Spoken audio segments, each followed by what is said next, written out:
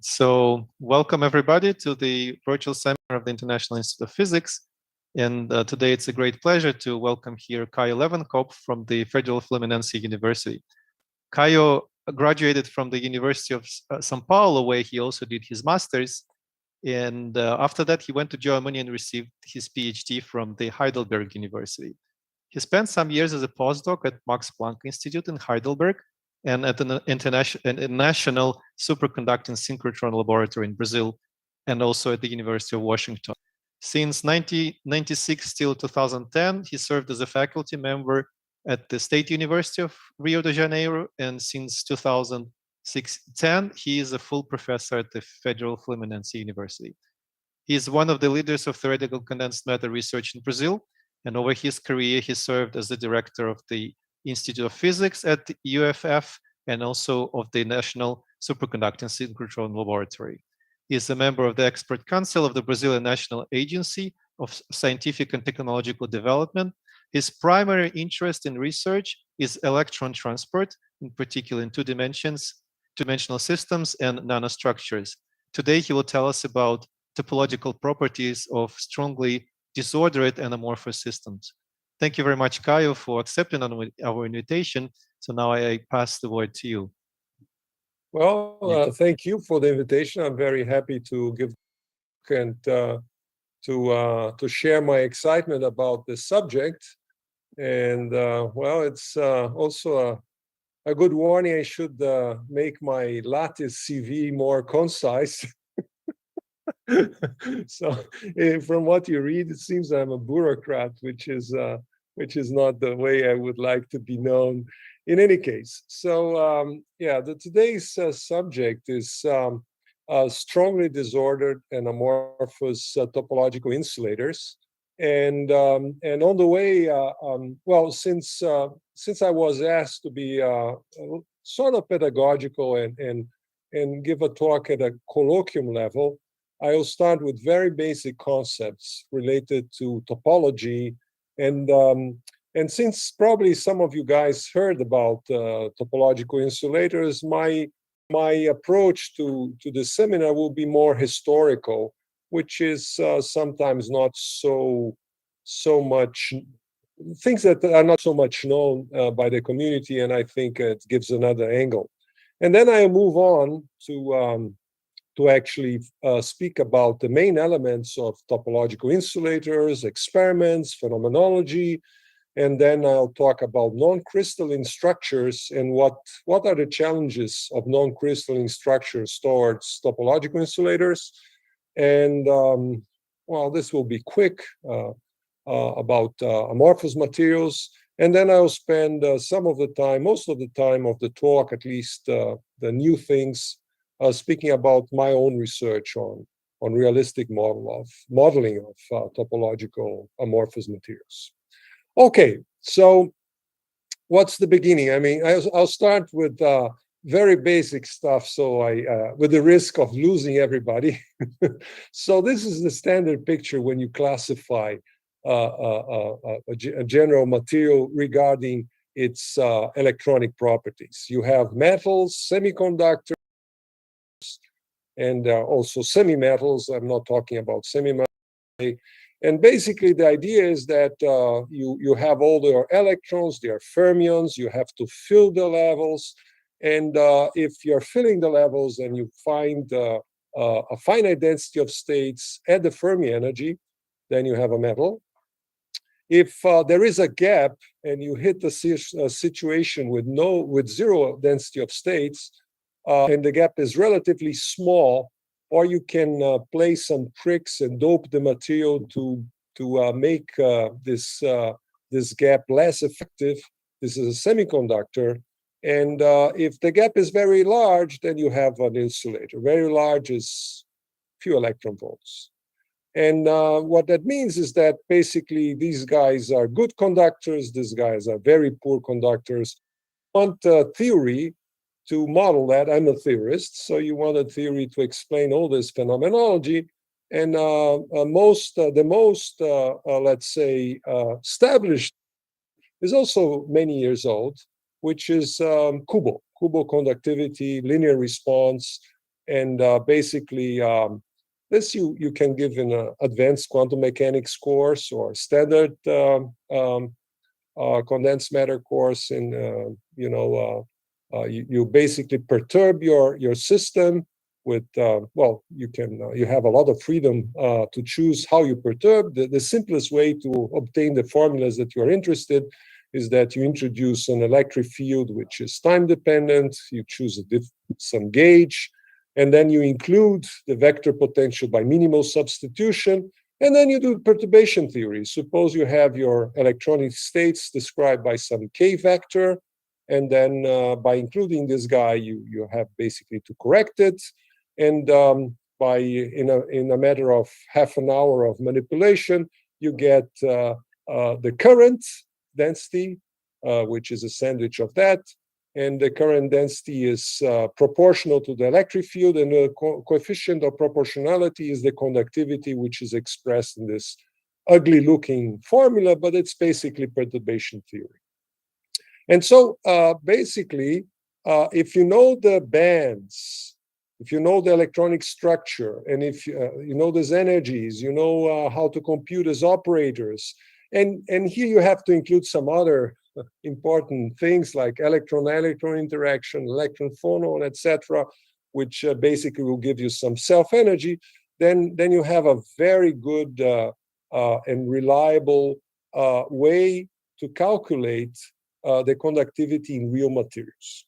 Okay, and in this way you can get real, let's say, quantitative prediction for metals, semiconductors, etc. And so we are happy with this 80s, 90s. The technology to implement this is not so old to compute with accuracy, but the idea is pretty old and simple. Okay, now there are some problems on the way. And the big problem that occurred for all these formulas and this notion of computing conductivity and understanding the conductivity in relation to the local density of states or the density of states became very acute with this experiment of the integer quantum Hall effect by this guy, who is responsible for this constant, the Kitzling constant. So he measured with a hell of a lot of precision this resistance. And this is a very precise experiment that was conducted in the early 80s and showed some very unexpected results at the time. So what are the unexpected results? The unexpected results is that if you put some magnetic field in a Hall bar in a 2D system, then from the classical limit, you would expect that the resistivity, longitudinal resistivity, will be independent of the magnetic field and will depend only on the characteristics of the material. And transversal resistivity will depend linearly on the magnetic field. So it's this red line here and this red line here. This is 100 years old theory.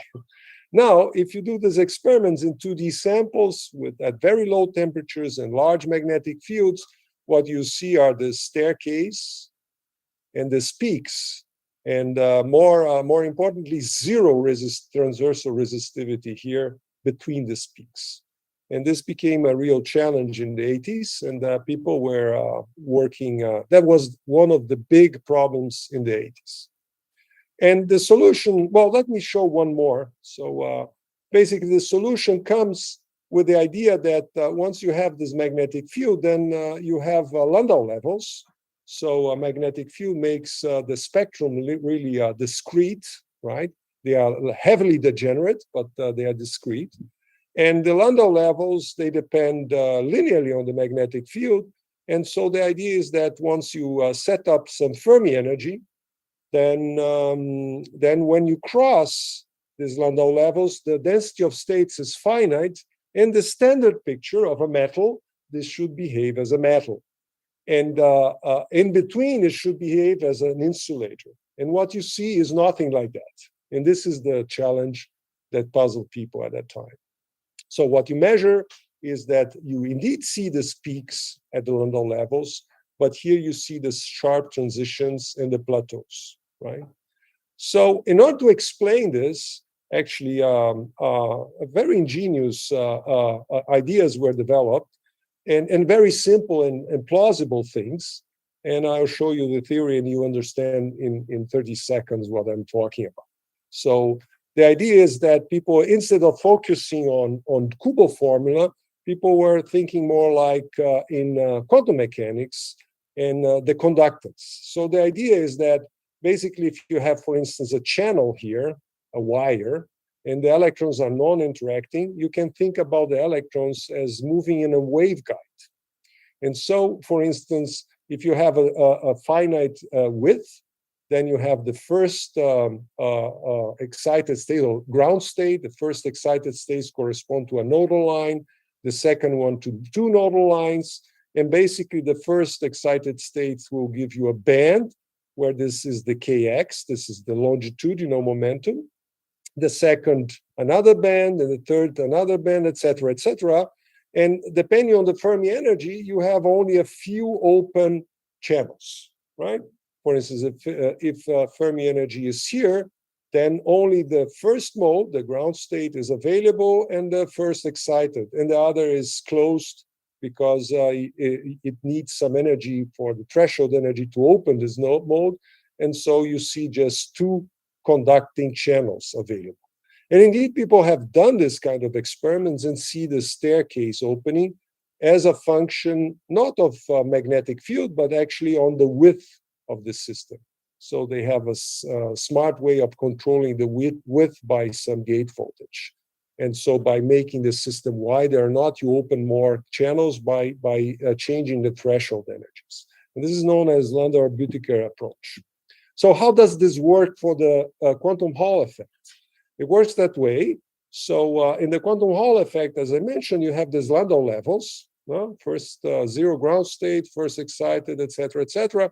But the electrons need to be confined, right? So, and once they are confined at the border of the systems, these bands, they bend, and depending on the Fermi energy, you have a given number of modes which are available, and this correspond to the plateaus, right? So the idea is that away from the Landau level, the electron dynamics is chiral. So you have, for instance, electrons moving in a positive. I mean, the derivative here is the group velocity, so it moves this way. And in the other branch, they move in the opposite direction. The derivative is negative. And you have four modes here and four modes there. This will be the fourth plateau. Once you cross a Landau level, then hell breaks loose, and there's lots of more complicated stuff going on. And the idea is that the guy behaves like more like a metal in this small region where it crosses this Landau level, which is broadened by disorder, for instance. And so this is nice, right? This is many people contributed to that. Halperin, Büttiker, and others, and that explained the integer quantum Hall effect. But some people got very very annoyed by the fact that you have one problem you solve in one way, you have another problem you solve another way, and for instance, this guy here, David Fowles, he very hard-nosed guy. He decided, well, Kubo formula is correct. We should explain this effect by the Kubo formula. And so he did it in this paper, very famous paper, TKNN, nowadays known as TKN, which was the first paper that speaks about topology in this kind of setting. So he proposed a model where he considered just two bands, to simplify, a very simple potential, and he computed as well as he could analytically this integral, which is the integral that comes in the Kubo formula. And he found that within this model, this guy should be an integer. and so he showed in a mixture of numerical and analytical results that the transversal conductivity should be an integer times this fundamental constant, which is actually the inverse of the von Kitzling resistance. And okay, so what is the advantage of that? Well, the advantage is that he would tell you that the Kubo formula, which is a formula that deals exclusively with bulk, right? No boundary conditions, is capable of explaining something that the Landauer formula would, that I mentioned before, explicitly had to introduce the edges, the current at the edges. So in a sense, there is a complementary idea that this formula here could actually give the same results considering just the bulk as the other, considering the edges, right? Still, at that time, it was not very clear why this guy was an integer, right? So that was the first paper. And then comes the second ingredient in this whole business. This guy, Michael Berry, who was thinking of an entire different problem, right? He was thinking about what happens to a quantum system when you perturb it adiabatically and you close a circle, yeah? And does it notice that it goes around the circle? What is the effect on the wave function or in the observables? And by studying this in '84, he proposed that actually there would be a geometrical phase in this kind of setting when you do this perturbation. And nowadays, people call it Berry phase. The Berry phase is expressed in terms of this Berry connection. And the Berry connection is expressed in terms of one thing that people call nowadays Berry curvature. And so the big surprise here is that when Berry wrote this, he had some very clear idea that this should be a slow variable in the sense of time. He was interested in time perturbation, but it doesn't need to be. I mean, this variable could live in principle in any space. And then by looking at the expressions that came out, people noticed that, oh, I missed some transparency. Well, I'm sorry. So people noticed that the n that appears in the Kubo in this paper by Thouless is exactly the Berry curvature integrated over, let's say, the Brillouin zone of your system, and this you can show that is an integer based on ideas of topology. And so this bridge was made years after, but people recognized the importance of this stone and that stone, and putting all these guys together, coming from different branches of physics, you understand that basically this conductance is an integer times this fundamental constant, and this is basically a chiral, let's say, this Chern insulator is a chiral kind of behavior, and this is a topological invariant. This guy here is a topological invariant. So this actually created this notion, right, of looking at the importance of topology into condensed matter. And actually, Thouless went on and wrote even a book on topological aspects of condensed matter very early on. And it was a vision because it happened much more before the whole hype on topological insulators. Now, the third hero here is this guy, who also won the Nobel Prize, Doug Haldane. And then he asked himself a very simple question. He was more worried about models.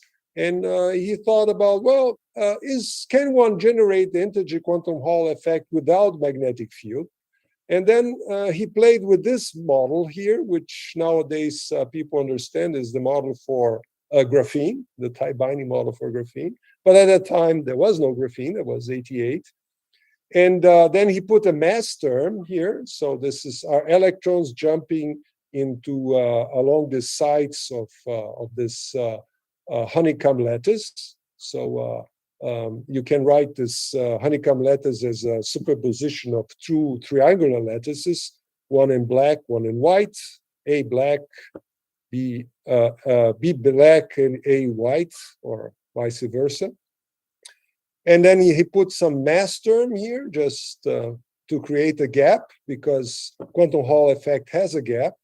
And then he played the magic trick of saying, well, what happens if the electrons, by circulating in one way or another, accumulate some phase?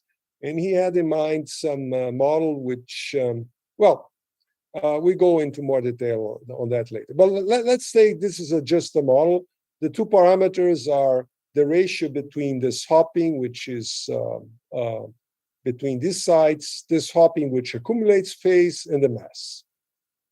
And then he calculated the Chern number for various combinations of this phase and this, he put the t equal to 1, and m divided by t2 is the other parameter. And he showed that depending on the choice of parameters, you have a trivial system, trivial insulator, or a topological one within this simple model. And then he actually even studied the phase transition between all that.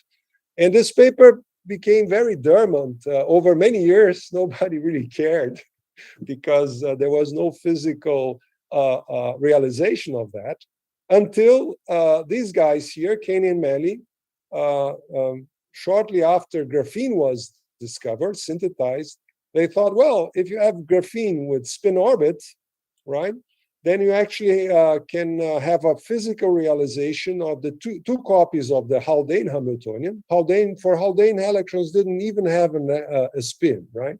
So and these guys realized that you have two different projections of spin. They will circulate in different ways. And the two copies of the Haldane model will be, instead of having some chiral behavior, you have this helical behavior. So in one edge, one spin projection will go from right to left, and the other will go from left to right, and the other will go from left to right, and vice versa. So this was this strange behavior or strange spin texture proposed by Kane and Malley for graphene. The problem is that graphene has a very small spin orbit coupling, and you cannot really realize a topological insulator with graphene, but other materials with a stronger spin orbit are physical realizations of this idea. And so you have to look for real materials with a strong spin orbit and also with a gap and the properties that, for instance, Doug Haldane discussed for us about what kind of properties this cones and the Dirac dispersion relation should have. Okay, so this is the history, and actually, it's I think it's a very interesting history because you see that you put together things coming from very different angles and subdomains of physics, and when they talk, and sometimes they can talk, and then you really have some movement, and you go a giant step ahead, and you identify things, and you formulate ideas in ways that weren't there before. Okay, I'm always very excited about that, so I spend too much time in this. I'm sorry. So let's move on. So topological insulators. Then we have, let's say, band topological insulators, which is actually what I'm speaking about. They come in two flavors, 2D and 3D, most of the time. And these guys, I've talked about 2D, where you have these cones, and you have a gap. And between the gap, you have the states, which are very robust against disorder. And the motion of the electrons is at the edges, okay? And they have the spin texture. In 3D, this is a very unfortunate, I took it from the internet, I'm sorry. This is not a very good picture. because in 3D they don't have really this spin texture so simple. They are confined to move on the surface, and they behave more or less like a 2D electron gas, except for the fact that if you do that if you look at their spectroscopy properties, then their states, they have some peculiar spin texture, which is not exactly what is pictured here. So most of the time I'll speak about 2D. So if there is time, I'll speak about 3D and the efforts to make disordered 3D topological insulators. Okay, so this is where we are. There is this bulk edge duality that I explored extensively in this historical review. The edge states are protected by symmetry, by time reversal symmetry, for instance. So it doesn't matter if you have rough edges, if you have all sorts of different kinds of disorder, as long as you preserve time reversal symmetry, these guys are pretty decently protected, and you have this quantized motion. And this is reviewed, for instance, in the quantum Hall, which is very robust and is measured with lots of with a huge precision. And nowadays, people doing, let's say, machine learning and looking at DFT, big data, they have even catalogs for looking for topological materials, looking at symmetry indicators, or even a complete catalog, doing some ab initio calculations. And I miss, actually, people are always telling me that there were 3 papers in the same issue of Nature, and I missed the other one, but doesn't matter. So this is the story. Now, let's go to experiments, which unfortunately is not such a nice chapter, in the sense that despite the huge effort, I mean, it's really huge. People are working in this problem for a long time. There are few aspects which are quite disappointing, and I'll shine it for you. So the very first experimental paper to show a topological insulator in 2D, also called quantum spin Hall insulator, is a paper in Science in 2007 by the Molenkamp group. This is the experimentalist, and this was the theorist by that time. And so this view graph, how it should look like. And in reality, what happens is that this is a semiconductor heterostructure. I don't want to go much into material science here, but depending on the characteristics of your sample, you can be topological or not. And for instance, if you're not topological, the conductance could be anything. And if you are topological, it should be this red thing, and it should be quantized. And this is attained in sample 4 and sample 3. I mean, the same samples are at 2 different temperatures. And if you look closer, it's very close to perfect conductance, but look, it's not quantum Hall, definitely not quantum Hall. It had these fluctuations here, and people at that time thought, well, this is the first experiment, so if you do better and temperature, more control, etc., then things should be improved. There are even some Brazilian contributions to that by Gusev at USP, who was showing that long samples give very disappointing results. With the large samples, you never get this quantum Hall protection, quantum spin Hall protection. And actually, where we stand now is that people have even developed other material platforms like 2D crystals, and the same behavior happens over and over. So you see something which is close to perfect conductance for small samples, and if you go to large samples or even larger temperatures, then things deteriorate and you see a very poor conductor, right? And so it means that the topological protection here is entirely lost, right? And so there are several other papers here that observe the same thing, and you have even collection of these data, et cetera. So what is wrong? So Well, first of all, synthesis is great. The experiments are the best we can do nowadays. So you have to understand if something breaks time reversal symmetry, for instance, by chance. And so there are many candidates. And so I will just talk about two different ideas. One is this intra-edge. Oops, here is wrong. It's inter-edge. Intra is the same edge. This is inter-edge backscattering. So it means that, for instance, on one electron that is at one edge could be backscattered and flow to the other edge, and this will break certainly the quantization. So this mechanism doesn't have a spin flip because the electron moving at this edge is doomed to go from left to right, and with the same spin at the other edge, it should go backwards, right? And so there are different mechanisms proposed. This is one thing that we are exploring: percolation mechanism.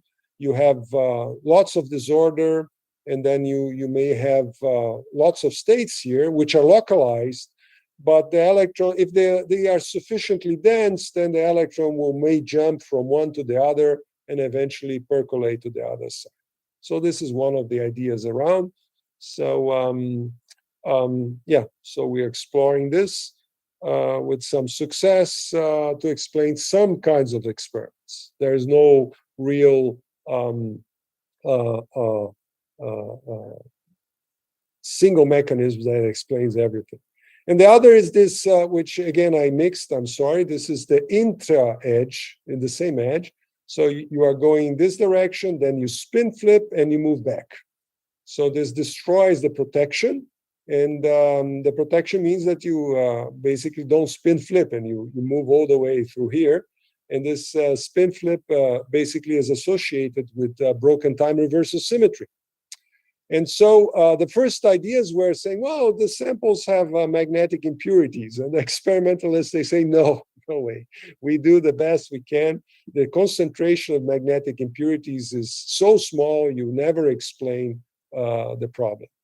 The other is the other idea, which was very popular many years ago, was phonos. Phonos, if you have sufficiently, the coupling is sufficiently strong, then you evaluate some diagrams and eventually you see this kind of things happen. And the experimentalists again say, no, we don't have a T dependence. These experiments, they show very, very mild dependence on the temperature. And phonos, they depend very strongly on temperature, whatever the phonon scattering is. And the list is large, and I don't want to dwell too much on that. But one of the ideas is nucleus spins, and this is my favorite, and it's under discussion still. So if in order to have a large spin-orbit coupling, you need a material with a large Z, right? And if the material has a large Z and has an odd number of nucleons, it's likely to have also a large nucleus spin, total nucleus spin. And these guys, nucleus spins, they break time in the interaction with the electrons. They might break time reversal symmetry. The problem is that this interaction is called hyperfine interaction. It's very tiny, but there are many nucleus spins. And so there is a lot of discussion on if this is a bona fide mechanism to explain the breaking of the quantization. So this is an open problem, right? And so speaking about Berry connection, all that, so these are my connections. I'm presently in Dresden, and there are some collaborators that are exploring the nucleus spin problem in Dublin. The guy that visits you guys at Rio Grande do Norte very frequently, Mauro Ferreira. Then there are these guys in London that are exploring the ideas of strong disorder, inter-edge scattering with a guy that, not Manaus that Rodrigo knows, but a guy that is indeed in Manaus. And there is one paper that I'm talking about today, which is a collaboration between Ljubljana, Dresden, and Rio. And so these are the ideas. So just to talk about one problem that is ongoing and we just finished is this collaboration with Leandro Lima, who was my postdoc, and we actually looked at situations where you have disorder at the boundary, rough boundaries, that cause some localized states. And these localized states, by stoner magnetization in the presence of electron-electron interactions, they give rise to local magnetic moments. And so this is a model that we put forward to explain the backscattering, the enhancement of backscattering in this kind of systems. And the idea is that you have, here's better. So the idea is that you have some kind of defect. The effect gives rise to some localized states, and the localized states are magnetic. And when the electron comes here, it flips and is backscattering. If this defect is too small, is not very extensive, these magnetic moments are very small or non-existent, they don't form, you have still almost a perfect quantization. But as long as these defects become large, then the conductance is entirely suppressed by the formation of these local magnetic moments, which are illustrated here. And this is a paper which is submitted currently under revision. Well, we hope it gets through. It's always like a fight. But going back to the main track, so what happens with strong disorder? Disorder breaks translation invariance. And the very basic question that I want you to address in this talk, that I want you to take home, is that all these ideas, all these formulations that talk about topological insulators, they eventually boil down to a topological invariant that is calculated by an integration over a Brillouin zone. So of some object like Berry curvature or alike. Okay.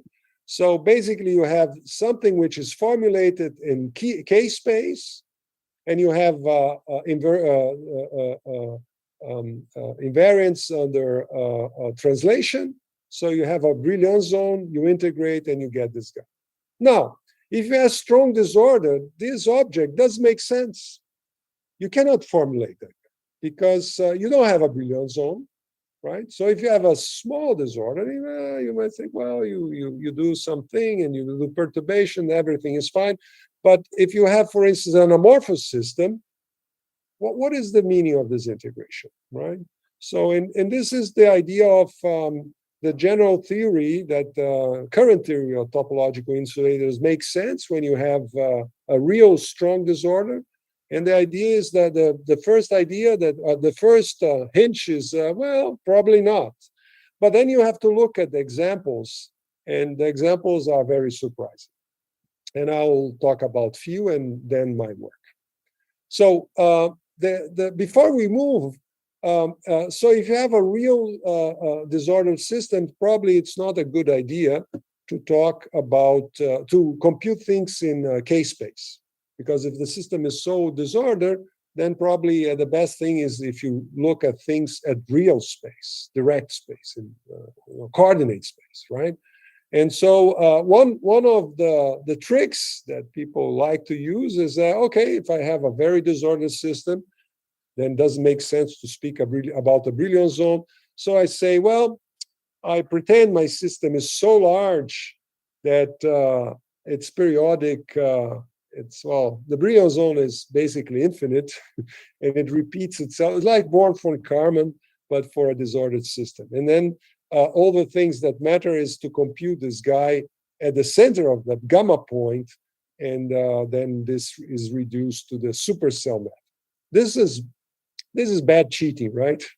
But it works most of the time. So this idea is employed by most of the groups, and it works reasonably well. The other thing is to look at local markers, which are the translation of these topological invariants into a coordinate space.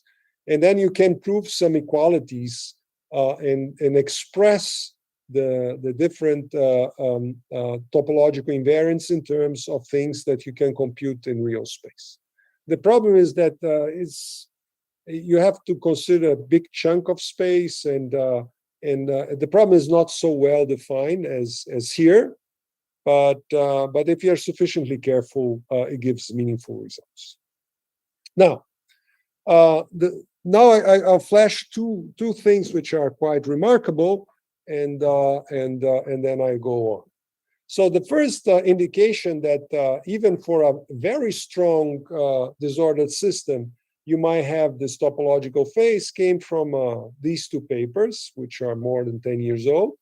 And the idea is that they explored another model, which is not Kane and Melly, is the competing model, the BHD, Bernavig, Hughes, and Zhang, which is used actually for this semiconductors quantum wells. And they include a term here, which is strong disorder, right? And what they found is that if you put sufficiently strong disorder, right, the system, even the system which is not expected to behave like a topological insulator, will make a transition to a topological insulator. And the way they characterize this is by looking at the conductance, which becomes a perfect quantized at this regime. So this is one of the puzzles. Then why does it behave like that? And what is the topological invariance? So they only prove this bulk edge duality by looking that the states are concentrated at the edges and the perfect conductance, but the topological invariant was missing. And people nowadays use this and compute this using those local markers, and this mystery is partially solved. But the second is more example that I'm going to flash is more interesting, is this one. So these guys, a few years ago, they proposed a different model. So let's forget about periodic systems. Let's take a set of random points in 2D. Well, this is a model, no physical realization, and then use for the nearest neighbors hopping a model which is similar to the one that Haldane proposed. Remember that Haldane proposed this for a periodic system, and this has no periodicity whatsoever. And they did just a numerical study, and what they showed is that the edge states are present, and they show that there is a region where you have a perfect conductance, showing this bulk edge correspondence, and moreover, showing that you don't need a Brillouin zone to have all the phenomenology of this topological insulators. So this was a surprise. And then the topological invariant can be expressed in terms of these local markers that I told you about, which is integrating over real space. And this was our motivation to jump into the problem, because then we started asking ourselves two questions. First, they claim this is an amorphous system, but this is actually a fully disordered system. This is a random system. Amorphous system has a short range order and loses a long range order. And this looks more like a gas, right? Just throw particles in a way, anyway, and no correlations whatsoever. So the problem is that the physical realization of such a beast is very difficult, and you can make, actually, people have explored this in terms of metamaterials, etc. But in solid state, this is not possible. And so we focused on two things. First, trying to understand what is the transition from crystalline to amorphous. And second, if you have an amorphous system, if you can have this beautiful bulk edge correspondence depending on your spin orbit, right? And so, unfortunately, I have only 12 minutes to finish my talk, and this is actually where my research starts. And just a reminder of this amorphous materials, as I told you, they are 100 years old, glasses or semiconductors. These are very important guys for energy harvesting. and they are now again very hot. And and what you see is that these guys, they have short range order. You know where the first neighbors are, but very soon you lose this property and you don't know anything. But short range order is very important. This maintains the system's cohesivity. So this is in a book. Basically, if you have a crystal and you look at diffraction pattern, if you wish, or for instance this pair distribution, radial distribution, you know where the first neighbors are, and this is a crystal, right? For a glass, you know where the first neighbors are, the second, and then you lose this order. In a gas, you don't know anything about these guys. In 2D, the thing is the same, except the fact that the background, instead of growing like that, is linear. Just is basically idea of volume integral, area integral. And so with these guys here, we investigated a model that we start with a lattice structure, which is regular, and we distort until we get to an amorphous phase. And for that, there was this idea of Victor, very smart guy, who actually, I proposed to him, well, we have to have a model to describe this transition. And we looked at the literature of amorphous systems. And despite being so old, this field, they don't have a really good model to describe this transition. And Victor actually found a thing in the Perling noise, which is actually used in animation to describe smooth things. So you start with a very noisy thing, and depending on the Perling noise, you smoothen everything, so you can get this transition. You can have a model to discuss this transition from amorphous to crystalline, and to cover something in between, which is called Hosemann power crystals. And this is what we did. So we have a paper, this again almost in the archive, where we describe these transitions from crystalline to random, this phase, topological phase transition, what happens in there. And so the idea is that basically it's not so difficult to understand if you compute a clean system as a function of, for instance, we use this half PHZ model, which is similar to Haldane, and we compute the mass and another and the gap. Then there are these phases which are similar to the Haldane, and once you put disorder, then basically depending on the disorder, you are in one phase or you are in the other, and this is the result of our simulation. So if you are interested, I can give you more details, and this is very exciting for me because you see the phase transitions depending on the degree of disorder. This is beautiful physics. Now, then there is another line of research, which is realistic systems. Now we spoke only about models. And then for that, I had a collaboration with a group by Adalberto Fazio and his postdocs. And he was basically investigating a 2D candidate for this amorphous topological insulator, which is bismuth. And why bismuth? Bismuth is like almost like graphene, but it's bismuth, right? It has this honeycomb lattice, depending how you grow it. Otherwise, it's like a rough thing. And there were some predictions of how you could grow bismuth on top of a carbon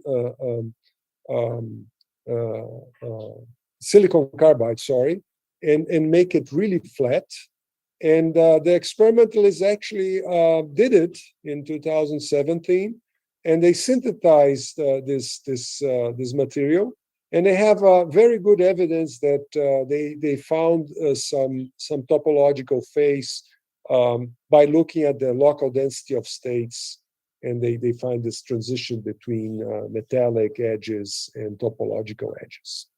So there is a material which basically is topological in 2D and has a very strong spin orbit because it's bismuth, and they synthesized by a lot of annealing. So at the beginning was amorphous, and then by lots of annealing, they did what was supposed to man, and they have this evidence for having a topological insulator. So the idea was, okay, if these guys, the experimentalists, didn't do this lots of annealing, they will still be in this amorphous phase. Would the material be amorphous? That was our question. And this is a good candidate, right? There are very few experimental realizations of things like that. And so this was a valuable. So this is the simulation with this, lots of authors. We simulated phase, and we followed one of the protocols to generate this amorphous phase. At the beginning, we worked with 400 atoms, which is relatively small, apparently very small, but for the computation is very heavy because it's an ab initio calculation. And then we were able to expand to atoms and to treat more realizations, just not just one. And the results are like that. So in the amorphous phase, we see exactly what we expect. There is short range order, and once you go to larger distances, you lose this order. Then you can look at different things that people in amorphous systems like to look at: the ring size distributions, bond, the angles between the bismuth atoms, and all follows some protocol that convince us that we are indeed in this amorphous phase. So the protocol does it in steps, these amorphization steps. So we don't have there is no knowledge on forces, so there is no real simulation on the dynamics. So we have to generate them by force, then relax and look at the structure.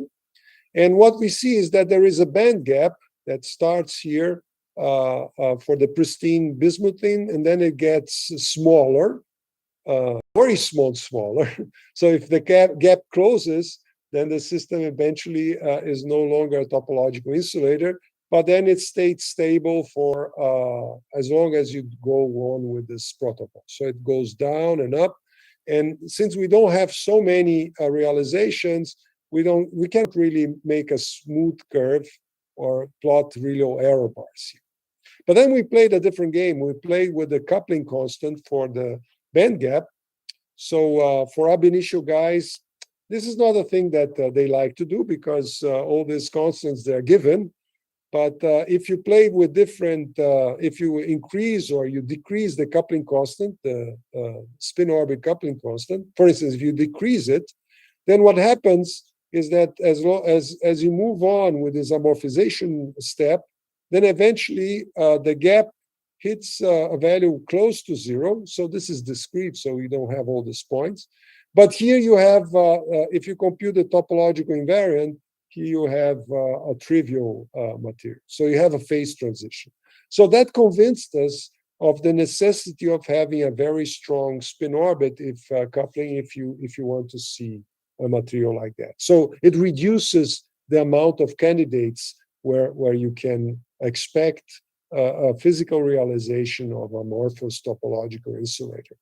Bismuthine is still a good candidate, but we have to look for others because the synthesis is so difficult. And then we computed the usual stuff. We can compute, for instance, the bulk edge duality for these disordered systems, etc. We can compute the conductance with different codes. And what we see is that we have this perfect conductance over a large window of values of the doping. And then even for large systems, it gets really degraded. Well, there is a significant step over a few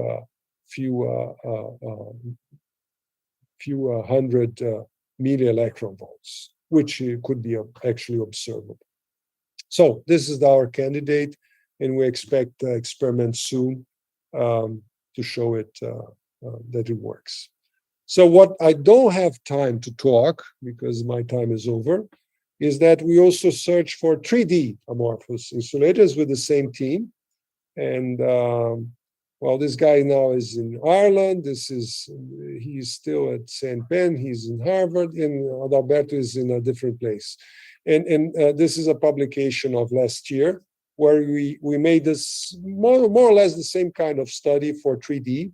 We don't focus on conductance. We focused on different properties, but we found that unfortunately, that a candidate for an amorphous 3D topological insulator put forward by some group. Actually, I mean, theory doesn't support this finding, and we're talking to this group, and eventually, I hope we get to an understanding why they see some things and we see in the experiment, in theory, others.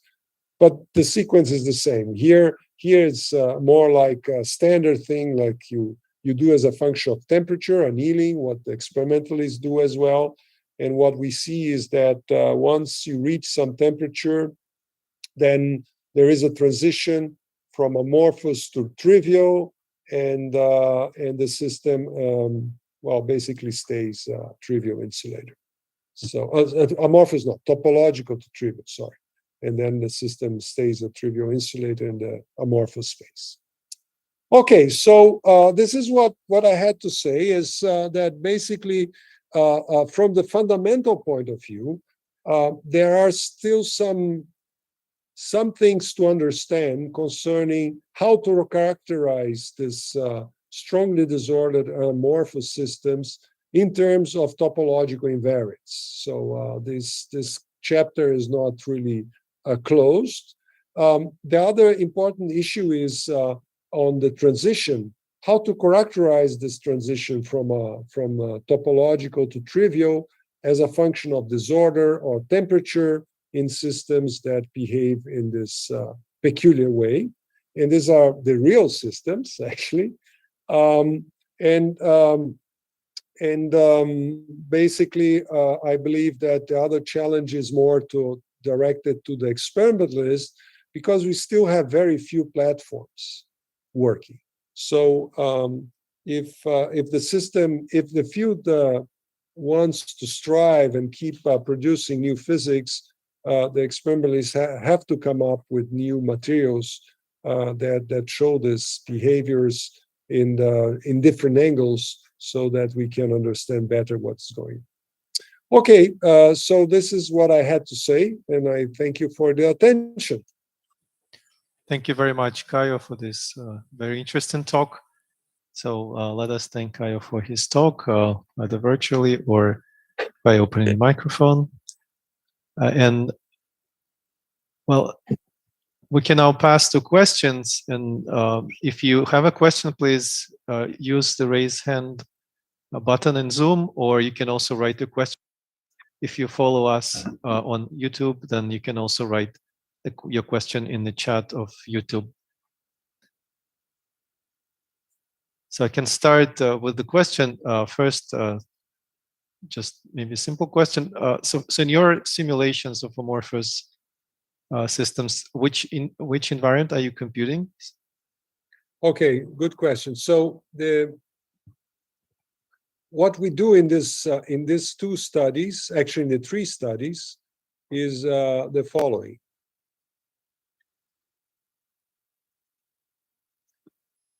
First, they use the Supercell model method. So this is implemented in most codes, and this is the simplest thing. So these guys doing DFT, they use this. But then we evolved, and nobody's really happy about that. And so the group of Adalberto Fazio implemented in DFT the calculation of these local markers, so known as bot index. They come under different names, right? And what they found is that actually the two of them coincide in all calculations that were performed. So although this here is a more rigorous formulation for the problem at hand, this trick, dirty trick, if you wish, seems to work all the time, right? So basically, in the last calculations in 3D, since this is very expensive, they run these calculations for few realizations and use this most of the time. This is in the paper discussed because of CPU time. So why does it work so well, and why does it? What are the problems in the calculation here? This is still not so clear, right? The CPU time is clear, but sometimes it doesn't converge quickly, and you have to be careful. And this is still something on the way, under construction. Not by me, by several people, actually. Is it sort of an indication that, well, still disorder doesn't really influence the topological integral? Yeah, so that's the idea. I mean, if the topological invariant is preserved, then the guy remains as a topological invariant. So what I don't recall if I told you is that for pristine systems, for really clean systems, you can show that doing this integral and doing this in real space is equivalent, right? So this is the basis. And then the idea is that when you put disorder, strong disorder, doesn't make sense to speak about brilliant zone, but you can still make this integral. And so you start with two quantities that work for clean systems. And in one case, questions arise, and the other, you go ahead and you compute. So this is the idea behind this. Sure, thank you. So we have more questions. The next one is from Mariana. Mariana, please go ahead, ask your question. Oh, Mariana. Hi, Caio. Mariana is in Brasilia, right? Yes. Okay. So thank you for your talk. Very interesting. And actually, I think you have just answered my question, because I just wanted to know what's the relation between the bot index and the chair number. And it seems to me that the bot index is just the space correspondent of the chair number in the case of a pristine translational invariant system, right? Yeah. If you want to read more about it, these ideas. I mean, one of the nice references about this is by Resta. Resta is the guy, the hero that put this forward, and he actually has some other papers where he identified that the topological invariant can be measured by experiments doing circular dichroism by scattering, right? And this is a beautiful papers, and the book by Vanderbilt, who makes it very pedagogical. The guy that Vanderbilt is a very known person in ab initio and let's say electronic structure calculations, and there's a book on that, and it's very nice. So if you look up at Google, you find it, and yeah, this I recommend. Okay, so just another simple question. This I index in your definition of the bot invariant is running in position space. Well, this I here, this I weights, and here there are so here are the positions. Yes. Mm-hmm. So this P, this invariant P is then just a projector, yeah, onto the occupied states of mm-hmm. Exactly. But the invariant is what is the invariant? Is B? Yeah. Okay. The B. Mm-hmm. Okay, right. Yeah. Thank you. So there are different ways to formulate, but this is one way. Mm-hmm. Yeah. Mm-hmm. Okay. So as far as I understand, so this bot index is just kind of a discrete version of the integral. Yeah, there are different ways of understanding, but this is one. There are different authors. when I started with that, I like this to call it bot index, and you're entirely right. But then are other peoples like Resta and Vanderbilt that go that generalize and call local markers, and the formulas are very similar. But then you see that then you see things not necessarily discrete, right? Yeah. All right. Discrete in the sense, discrete in the sense that you always at some point, you're right, in the sense that all these formulations, they really make sense if you use Wannier states. Is that what you have in mind? Yeah, probably yes. Okay, then discrete, because you can only define the positions and the positions of the sites of the Wannier space, Wannier states. Okay, and then yeah. Mm-hmm. All right. Thank you, Mariana, for your question. So next question is from Rodrigo Pereira. Rodrigo, please ask a question.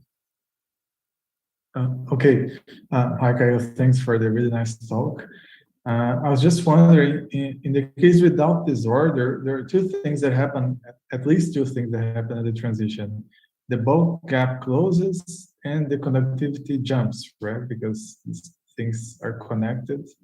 The topological invariant can only change when you close the bulk. Is that true in the amorphous case, or do you need different characterizations for the transition? I believe it's true. But the thing is that we have two kinds of studies. One is the first with the model that I present quickly to you, and with where we use this Sperling noise, and then to say that the gap closes is we believe it closes, but the system is finite, right? Always finite. It's very difficult to say that, like you have when the system is finite, you have discrete states, and then you never can say that the gap closes entirely. There is a tendency to show that this is indeed the case. And the other is the other study is like we found a way to generate our amorphous structures, which is kind of a stroboscopic iteration process. You just destroy by steps, and then you don't see a point where the gap really closes. You see points where the gap is small, and you see points where I mean, when the gap becomes very small, then the topological invariant changes. So all this is indication that what you say and this phase diagram is correct. This physics stays, but we don't have numerical evidence so clean that you say, oh, look, beautiful here. We cannot really point down and make this kind of analogy. You have, it's consistent, but yeah, what you can say is consistent.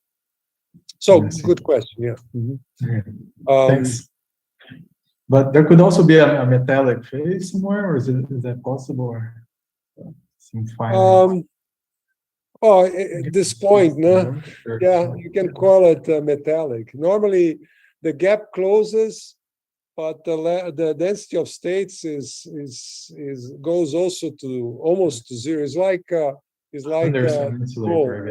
What do you call it? People like to call it zero gap semiconductor. Some other people like to call it semi-metal. If you call it semi-metal, Rodrigo Capaz, shares your first name. He'll jump on you and say, "No, this is this is a zero gap semiconductor." Yeah, well, I'm not so much into names, but as a matter of fact, it's not really metallic because the density of states goes to zero as well. So you have a funny state. Yeah. Yeah. Okay, thanks. Thank you, Rodrigo. Well, I don't see other questions. I have still one question myself. This is about the percolation model that you mentioned. And you said that you worked on that and you had some results. So what is exactly the problem that you studied, and what did you manage to compare with the experiment? So the thing is like that. When you have a strong disorder, right? What happens is that the claim is that you still have these edge states, right? But what you can see is that the strong disorder will give rise to localized states, which are distributed, I mean, in space all over the place, right? But they don't coalesce in energy, so they have different energies. So then what happens as a function for transport is that, for instance, if you are at a given energy here, for instance, and you are in the vicinity of one of these localized states, and this localized states is at exactly the same energy, or the energy within the temperature, like the Fermi, the rounding of the Fermi surface, then you have the chance to jump into this state and to basically, if you are critical with the states, then there is a chance that you move along the states and you tunnel through the other side. The problem with this model, or the problem here, is that these energies, they are distributed all over the gap, and sometimes there is no way that you can jump from one to the other by elastic scattering. And then you might rely on thermal activation. And there is a mechanism in condensed matter called variable range hopping, which might enable these channels. And then this is a mechanism, but it also, the price is that it has a definite prediction for the temperature dependence. And these experiments need to be done, right? So you might come up with a mechanism for strong disorder driven breaking of topological protection. But there are implications, and then you have to tell, well, the temperature, the dependence is so and so such. And these haven't been done yet, these experiments. I mean, because this temperature dependence is smooth and varies little, it's difficult. So, but yeah, it's not discarded, but it's not the main mechanism of the game. So the goal was to study the temperature dependence, or is there like particular thing you can compute in terms of conductivity and compare with the experiments other than temperature? Yeah, you can compute the average conductance, right? Depending on the concentration of impurities, depending on the disorder, sorry. And then what comes always is the temperature dependence, right? And so there are two predictions from the theory. The experimentalists, they have a hard time to change samples, to produce samples with different disorder degrees and do it systematically. But they are happy when they have one sample. So if you come up with predictions like, well, why don't you measure as a function of disorder? Then they look at you and say, well, but if you tell them, why don't you look as a function of temperature? This is a different story. This is something they have under control. Yeah. Okay. Well, thank you very much, Caio, for your talk and for the discussion. I don't see any other questions. So we thank you again for participating. And I think thank you for the invitation. I'm happy to share my papers with you, and I hope you get some excitement. And if you have some ideas, just contact me. Look at the internet, and I'm glad to discuss. If you have more problems or more questions, please ask. Okay. Indeed. So thank you everybody for participating today, and we have more seminars next week. Hope to see you again. Okay. Bye-bye. Bye-bye. Bye-bye.